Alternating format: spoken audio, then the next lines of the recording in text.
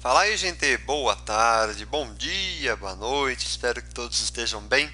Bom, mais uma aula aqui, né? Mais uma videoaula que eu trouxe aqui para vocês. Hoje é uma videoaula que vai falar um pouquinho de matemática, da parte de álgebra, um pouquinho de função do primeiro grau, tá? Quem sabe depois eu gravo uma de função de segundo grau, tá bom? Então, essas aulas, né, de função de primeiro grau, na apostila do ângulo de número 2 corresponde às aulas 31 a 40, tá bom? Então, qualquer coisa depois é só mandar uma mensagem se tiver alguma dúvida, tá bom? A maior parte das imagens foram tiradas do livro-texto do ângulo de número 1, tá bom?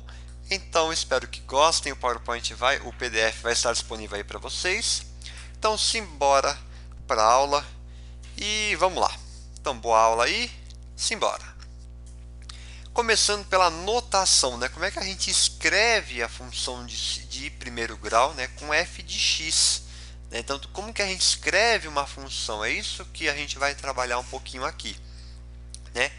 Digamos que você chega na prova e está lá assim, ó, exemplo, um f de x igual a x quadrado menos 3x ou y igual a x quadrado menos 3x. Por quê? F de x é igual a y. Tá, é a mesma coisa, então você pode substituir para ficar mais fácil se você preferir, tá bom? Lembrando, só esqueci de lembrar que essa aula tem duas partes, tá bom? Então essa primeira parte vai ter até um certo slide e depois tem a próxima, tá bom? Então aqui, ó, para cada valor real de x vai corresponder um único y, tá bom? Então depois a gente vai trabalhar um pouquinho disso, tá? Mas é bem tranquilo essa primeira parte, esse primeiro slide é só mais para a gente ter uma ideia do que está acontecendo, o que é função, tá bom? Beleza? Tranquilo? Então vamos continuar aqui. Então você chega lá na prova, o cara te pergunta assim, ó.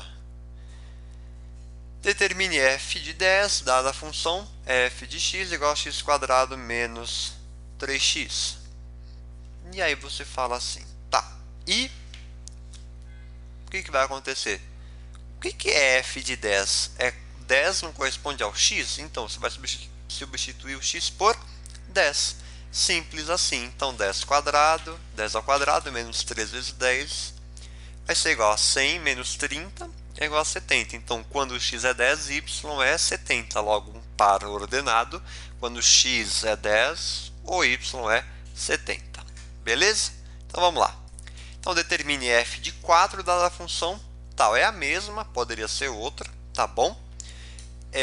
Então aqui, substituir o x por 4. Então, ó, f de 4 é igual a 4 ao quadrado menos 3 vezes 4. Então 16 menos 12 é igual a 4, que vai dar então f de 4 é igual a 4. Então quando o x é 4, o y também é 4, tá bom? Agora ele pede f de 3 também. Então, ó, f de 3 é igual a 3 ao quadrado menos 13 vezes 3. Então 9 menos 9 que vai ser igual a 0. Logo o f de 13 vai ser igual a 0. Quando x é 13, y é 0. Qual conclusão chegamos? Que y é a variável que depende de x. Logo x é a variável independente. Tá bom? Que é o que está aqui. Então nós temos um conjunto A, um número x, né? Então para cada elemento do A vai ter um elemento em B, né? Que no caso aqui é y, tá bom? Aí assim vai formar um par ordenado. A gente vai entender um pouquinho melhor essas observações aqui, ó. Alguns conceitos básicos. Trouxe aqui dois exemplos. Então, esses dois são funções, tá bom? O que está acontecendo aqui? Nós temos um conjunto A que está em função de B.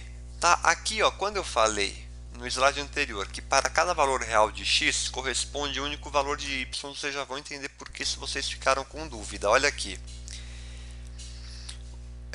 Eu vou explicar melhor na outra tela. Tá bom? Então, ó, algumas observações que eu faço e que são válidas nos dois exemplos. Um único elemento pode ser associado ao mesmo elemento de B, né? Então, ó, elementos diferentes podem ser associados ao mesmo elemento. Como aqui, ó, 1 e o 3 corresponde ao elemento 1 do conjunto B. Aqui todos do A correspondem aos números 5 do conjunto B, tá bom?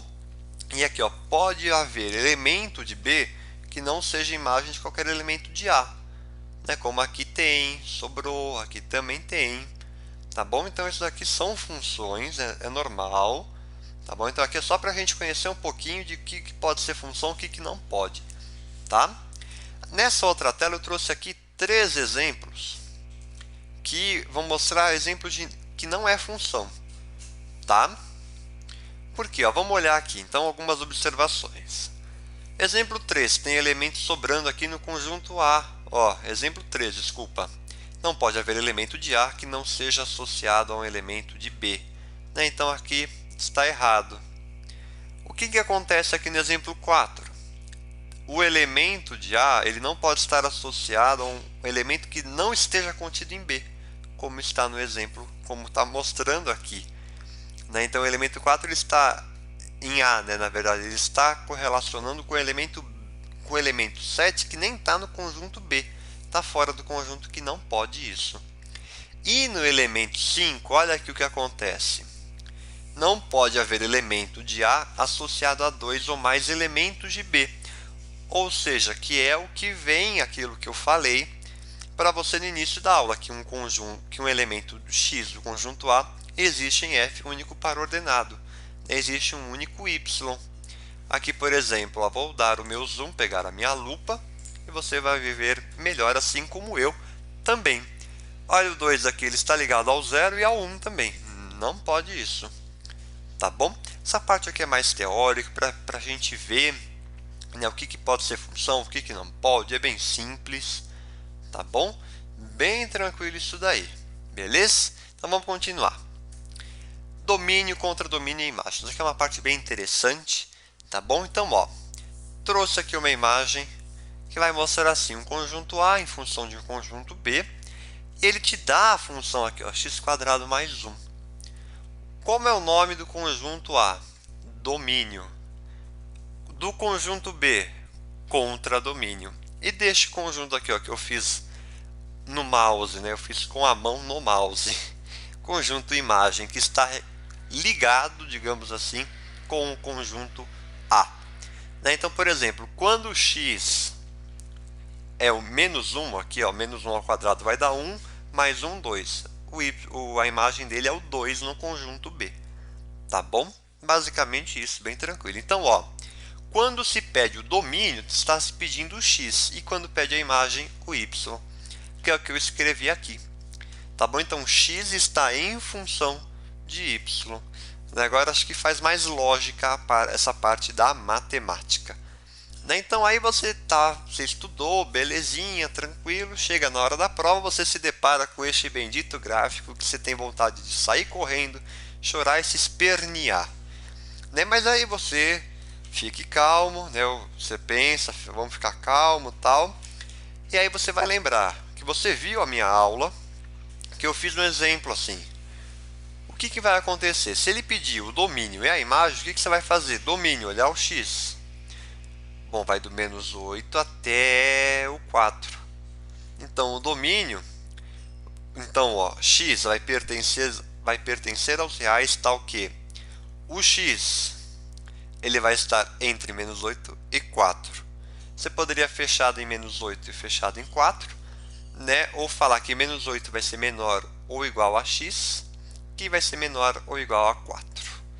Tá bom? A imagem, você vai olhar o y, logo a imagem é y pertencente aos reais, tal que y, aqui é y, tá? Eu coloquei errado, já vou depois arrumar que é y, tá? Mas não tem muito problema aqui na nossa compreensão. Tal que y é menor, menos 5 é menor ou igual a y, que também é menor ou igual a 4. O 4 ali é diferente que a gente está analisando, tá? Um é este e o outro é este, tá? Ou fechado em menos 5 e fechado em 4, tá bom? Tranquilo isso daqui, né? Bem de boas, é mais observar gráfico, que aí é sucesso, que vai dar certo. algumas observações aqui que eu tenho. Então, ó, quando nós temos f de x é igual a 1 sobre raiz de x mais 7, ele pede o domínio. O que você vai fazer? Você tem que saber que aqui embaixo, ó, não pode zerar. Então, x mais 7, ó, x mais 7 você vai cair na equação. Tem que ser maior que zero. Passando o 7 para lá, vai ficar que x tem que ser maior que menos 7. Então, o domínio é x pertencente aos reais, tal que x é maior que menos 7. Neste outro exemplo, então, nós temos f de x é igual a 1 sobre raiz de x menos 3, mais a raiz de x menos 4. Você tem que olhar duas coisas aqui, mas se você olhar uma só, você mata a charada. Eu vou olhar primeiro, vou olhar embaixo aqui. Raiz de x menos 3, vai fazer a mesma coisa aqui. X menos 3 maior que zero. X tem que ser maior que 3. Passando o menos 3 para lá, vai ficar x maior que 3. Tá? Só que se você olhar aqui, o x pode ser maior ou igual a 4 aqui. Se for 4, vai zerar, tudo bem, não tem problema. Mas então, aqui ó, o x pode ser maior ou igual a 4. E como aqui a gente descobriu que o x tem que ser diferente de 3, né? Ele não pode ser 3, tem que ser maior que 3. Ou seja, não faz diferença você escrever que o x é diferente de 3. Eu coloquei aqui só para mostrar mesmo. Tá? Então, você colocando que x é maior ou igual a 4 é sucesso. Tá? Porque aí você já está dizendo tanto a respeito dessa quanto dessa. Tá bom? Então, beleza. Vamos seguir para mais uma observação que eu tenho aqui. Então, ó, quando temos que f de x é igual a 2 sobre x menos 1, qual que vai ser o domínio? Lembrando que não pode zerar o denominador, ficando, obviamente, que o domínio são todos os reais, exceto o 1. Tá bom? Que não pode zerar aqui embaixo. Beleza? Bem tranquilo, né? Aqui só, então, para mostrar. Então, o domínio é dado pelas abscissas, que é o x. Né? Então, o domínio é essa parte aqui em laranja. E o conjunto imagem é dado pelo y. Tá? Lembrando que não dá para saber o contradomínio dando o gráfico. Tá? Só dá para saber a imagem e o domínio. O contradomínio não dá. Tá bom? Encerro aqui essa primeira parte e volto na próxima aula a partir daqui com a parte 2 do nosso estudo. Tá bom? Então vai lá assistir agora que vamos continuar o nosso estudo aqui. Até daqui a pouco.